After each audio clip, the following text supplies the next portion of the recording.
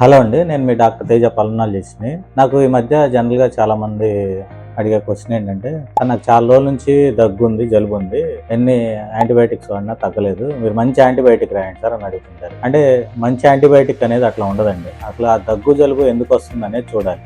ఇప్పుడు ఈ సీజన్స్ లో అనుకోండి, ఇన్ఫెక్షన్స్, వైరల్ ఇన్ఫెక్షన్స్ వల్ల వస్తుంది. ఈ వైరల్ ఇన్ఫెక్షన్స్ మీరు ఎన్ని యాంటీబయాటిక్స్ వాడినా ఆ ఇన్ఫెక్షన్ తగ్గదు. అయితే దానిపైన సెకండరీ ఇన్ఫెక్షన్స్ వస్తూ ఉంటాయి. అలాంటివి తగ్గి కొంతవరకు మీకు ఆ జలుబు, దగ్గు, కళ్ళపడడం తగ్గుతుంటది, కానీ లోపల వైరల్ ఇన్ఫెక్షన్స్ తగ్గవు. వైరల్ ఇన్ఫెక్షన్స్ ఎప్పుడు symptomatic treatment, supportive treatment main. Fever వస్తే ఫీవర్, కాఫ్ అంటే కాఫ్, కళ్ళు పడుతుంటే కళ్ళకి, ఇట్లాంటి వాటికి సపోర్టివ్ ట్రీట్మెంట్ ఇంపార్టెంట్ అనమాట. ఈ దగ్గు అనేది జనరల్ గా చాలా మంది అనుకుంటారంటే ఊపిరితిత్తుల వల్లే వస్తుంది అనుకుంటారు. గ్యాస్ ఉన్నా దగ్గు వస్తుంది, హార్ట్ ప్రాబ్లమ్స్ ఉన్నా దగ్గు వస్తుంది, చాలా బ్రెయిన్ ప్రాబ్లమ్స్ ఉన్నా కానీ దగ్గు వస్తుంటది. ముక్కులోంచి నీళ్లు గారుతుంటాయి, అది పోస్ట్ నేసల్ డ్రిప్ అంటారు. గొంతులోకి పడి ఇరిటేట్ అయ్యి దానిలో కూడా దగ్గు వస్తుంది. ఇట్లా చాలా రీజన్స్ ఉంటాయి. దగ్గు వచ్చింది కదా అని చెప్పి వెంటనే యాంటీబయాటిక్స్ వేసుకోవడం, తగ్గట్లేదు కదా అని 2వ వారం వేసుకోవడం, 3వ వారం వేసుకోవడం, కంటిన్యూ చేయడం.